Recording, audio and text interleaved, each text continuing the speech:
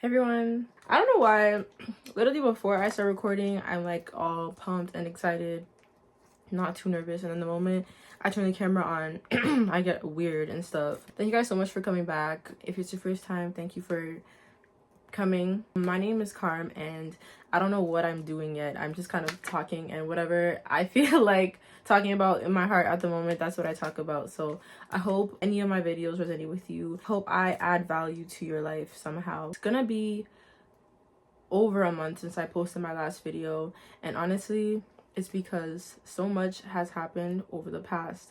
I know like every single time that I post once a month, so it's like something is bound to happen, but honestly we're just gonna see where God takes me, because I'm just gonna be talking, whatever happens happens.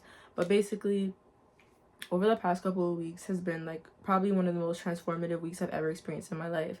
My church is Campus Rush. If you know, you know. If you don't, you gotta know. Come on, catch up. But basically I had an encounter, had to get delivered from something, where a lot of things that I thought I dealt with came to surface during those times. Over the past weekend, we had Wildfire, which is essentially a prayer conference where we pray for like 12 hours straight. And just every single day it's just prayer, prayer, prayer. Guys, when I tell you this has been the most like transformative like month and a half of my life. I don't feel like the same person. You can't leave the same, you know. Once you're in God's presence, once you're in that kind of atmosphere where you're surrounded with people that are on the same frequency and are just so desperate and trying to seek him, there's no way you're going to leave the same person. Knowing that I'm called to do more, and knowing that I'm stepping into my purpose, especially in 2024, that's what God told me that I'm doing. I just feel like it's so important, like it's crucial for me to just stay in my word like all the time. Like, y'all, I kid you not, I bought another Bible. I have one big Bible and then I have a small Bible, because there is no way that I'm gonna be going anywhere without my Bible. Something that's been on my heart for a really long time is telling my testimony, one of them, because God does a lot. I'm not gonna lie. The day that I found out God was real. So just to give a little of a background story, I was baptized Catholic. Oh my gosh, that's another thing. I got baptized, guys, on March 3rd. So that's another thing that just happened too. Like, that's what I'm telling you, like so much happened and I didn't know like how to put this. And I know this is gonna be like all over the place because that's how my brain is. But I just need you to follow, okay? We're gonna get somewhere. We're gonna get somewhere. I was baptized Catholic and I'm Haitian. I know that, okay, when you're Haitian, it's either you're Christian or you do voodoo. Like, there's nothing else, one or the other, right?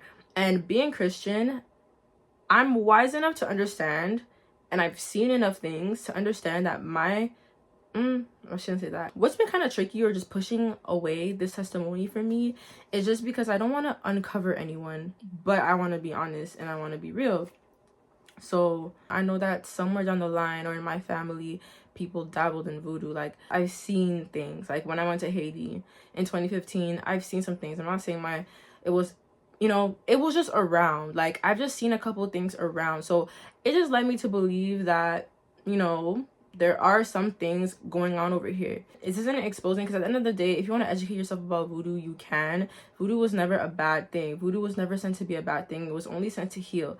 It is similar to a lot of different cultures have voodoo. A lot of different cultures practice voodoo. Of course, if that's not in my opinion, then it's not right. Period, point blank. So that's just a bit of a background story.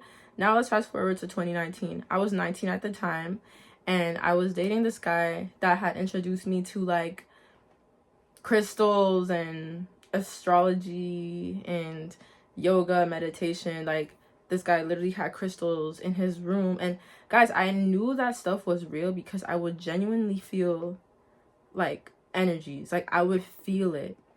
These crystals, like, these crystals are not no joke. Like, he would have them around like he would have them in his car, he would have them around his doors and stuff. And it's like the moment you walked into this guy's room, you could just feel a wave. Like, I kid you not, that's how I knew that stuff was real. But anyway, it worked. And I was super tapped into like my sign. I was born on April 10th, so I'm an Aries. I would extensively do some research into my sign and internalize everything that I read. I would be like, yes, like, I'm literally like that. I'm not gonna sit here and say that some of the things didn't ring true. Like a lot of the things from like my mentality, the way I carry myself, carried myself, or just my anger, my temper, they all aligned with that sign, you know. The more I was like associating myself with astrology, I started to embody what that told me that I was, you know. But really, I'm a child of God. I'm nothing else. I'm a child of God. My birthday happens to be on April 10th. So just keep that in mind. I was believing in everything but God. I'm even going to insert some clips of the way I looked back then. I was smoking and drinking with the people I was around. I was going to parties. I wasn't that much of a drinker. I was just smoking a lot. I was already rebelling in high school, but in university, like the first year, it was worse. Like I was just smoking and drinking my life away basically, and just partying, and I was DJing party. I was wilding out, I'm not gonna lie. I was so confused about my faith and literally believing anything that I would come across. If someone was atheist and they would tell me their beliefs, I'd be like, yeah, I agree with you, and then suddenly I'm atheist. If someone, you know what I mean, it was not consistent. It was not, thank God I didn't get into anything crazy, but like a lot of the habits were the same for the first year until I found out God was real. It was January 26, 2019. I was 18 years old. Okay, so I wasn't 19. I was 18. I was 18. Oh my gosh. That's crazy. I've been telling people I was 19. At the time, I was on campus with my friends. My roommates were at home. It was a Saturday. That same night, the time was scheduled to change. I'm not sure if it was forward or backwards, but just keep that in mind because it's a very important detail. I called everyone my friend. Like, they were kind of like my acquaintances, like just people I was cool with that were on campus. So they invited me to their room to like smoke and drink and just, you know, turn up or whatever. So I'm by the door, and I just had this feel, and you're gonna hear me say this a lot, that I had a feeling. So there was about like probably like 5 of us, and I was by the door, and like they were smoking in the room, and obviously you're not supposed to do that. And like the window was open, right? And I had this feeling that security guards were gonna come and like look into the room. So I'm just kind of like chilling, charging my phone. My phone was actually about to die, so that's another thing. I had my charger with me, but I was charging my phone there, right? It's an important detail, trust me. So I was by the door, and then suddenly it came to reality. I saw 2 security guards walking outside, and they stopped and they looked up at the window. And I was like, oh, I'm out. So then I'm like, okay, I have to go. I had taken only 2 pulls. Good thing about me, guys, I would literally take like 2-3 pulls and then I'd be good, because I was very lightweight. There was literally no point for me to smoke in the first place. I don't know what that was about. Every time I smoked, I would get paranoid, which is why I really don't know why I kept doing it, but I digress. I got paranoid. I'm like, I have to go. Then one of my friends was like, do you want me to Uber you? I'm like, no, because I was an independent woman. So I was like, no, I'm going home. I'm gonna figure it out, you know. My friend just escorts me downstairs from the campus, and he's like, are you sure you don't want me to get an Uber? I'm like, no, I'm good. At this point, guys, it's January in Ottawa.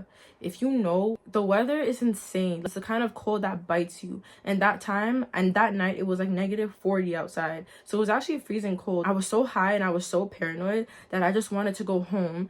I go outside, I'm walking, I'm seeing buses, but they're not the buses that I need. So I go on my phone. It's dying at this point, okay? So my phone is dying, and I'm looking at the bus app. At this point, I'm off of campus. I'm walking like along like the street. I look at the bus app, and all the buses said 20 minutes last, 30 minutes last, 2 minutes last. So I was just like, yeah, I could do this. Yeah, I'm just walking. I don't even know where I'm walking to. My flesh was telling me that I was going the right way. So I was just walking. Now, at this point, I'm on a bridge.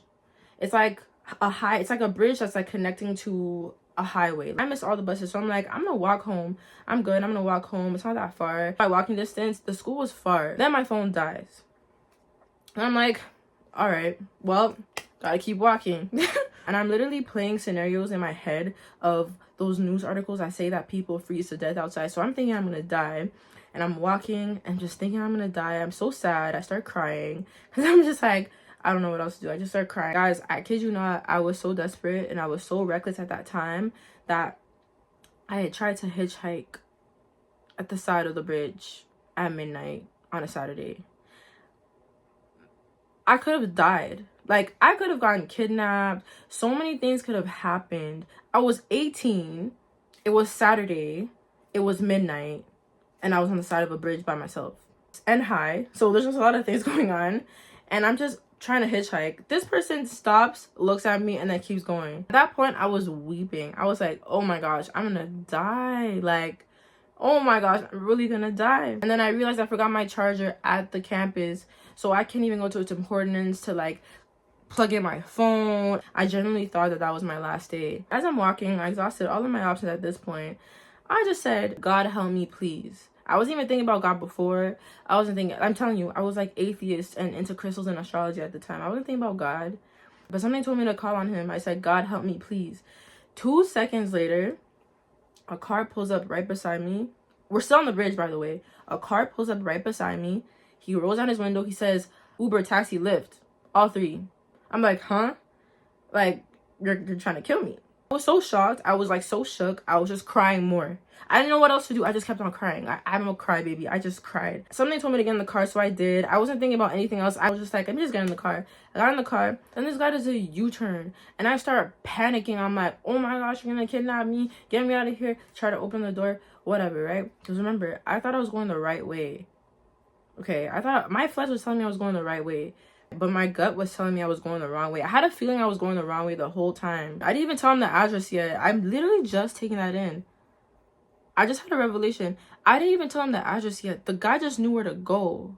Then he said, what is your address? And I said, because I never told, oh my gosh, I didn't even tell him. Guys, I didn't even tell him my address. I'm literally just realizing that I never told him my address. He literally just did a U-turn. He said, he's like, no, you were going the wrong way. What's your address? I told him my address. And he's like, yes, it's this way. You'll see. He kept on driving. And then I started realizing that, yeah, he was going the right way. I was going the wrong way. I just started crying again. So he was going to take me home. But then I told him I want to pay him. So then we went to the ATM. And I didn't have any money. So then I was just like crying again. And I'm like, I'm sorry, I can't pay you. Like, I'm so sorry, I can't pay you. So then he said, it's okay. And then he drove me home. He takes me to the house. I open the door and I see one of my roommates there, and then she sees me like with my whole face just wet from crying. And when I cry, my nose is red. So she's just like, what's going on here? Like, what happened? Then I tell her the entire story and everything, and then I was telling her the time and everything like that, like the time that I left. And guys, it was 12 all over again. Like, it never happened. I left the campus at 12. This whole movie happened.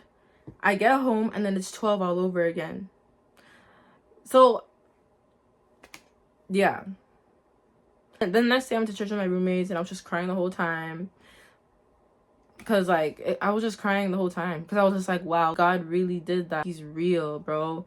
Like, he's real. And the thing about it, too, is just the fact that throughout all of my life, no matter all the foolishness that I've been through, God always made sure that I had friends that would remind me of him. And my roommates, they were all God-fearing, everything. They would pray. We would pray together. He never gave up on me.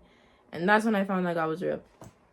Once you have your encounter with God, that's when the enemy wants to attack you even more. So you know that after that, I was back in the world. I was back in the world. I was smoking. I was drinking. I was doing the same things. Same things all over again. But then I would have another experience, and we could get into that another day. It was mostly like around the time of like my business and everything. I was still partying. I was still listening to secular music. So I was very much lukewarm. And as we know, God isn't like lukewarm. If you're lukewarm, he will spit you out. You gotta choose. You gotta pick a side, for real. That's just something that I wanted to share. And honestly, I had confirmation over the weekend when one of my friends told me that I should tell this story. I kid you not, God is real. And if you still haven't had your encounter yet, ask God to do that, to help you encounter him. Because there are some people that just genuinely want to. I'm so grateful for that experience. No matter how scary that was, it really opened my eyes, and it's something that I will never ever forget. If the reason why you're lacking faith is because you haven't encountered him yet, ask him to reveal himself to you. He might do it in dreams, he might do it through other people, but if you ask, if you seek him, he'll meet you halfway. He's very polite. He won't just barge in, you know. I literally had to call on him for him to show up 2 seconds later. So he's with you, but you have to allow him to do what he wants to do. Let his will be done in your life. I'm not gonna say too much. I just wanted to say this testimony real quick. And I just feel like the enemy's been testing me because I've literally deleted a bunch of videos and pictures in order to do this video. And I kid you not, I've had all of my other YouTube videos. I usually don't have like the storage notifications show up for a really long time, for at least like 10 minutes in. But I've been having to record all of these clips within 1 minute. So I just feel like the enemy doesn't want me to tell you guys. But God is real. So I'm gonna say that real quick. He is faithful and he's going to meet you halfway if you let him. He might not work on your time, but he will work on his time, and his time is always the right time. So don't doubt your process. Don't doubt where you are right now, because it's literally all for a reason and you're in preparation. Anyways, that's all I have to say for today. Thank you guys so much for watching, and yeah, love, Carisha. Now does one end.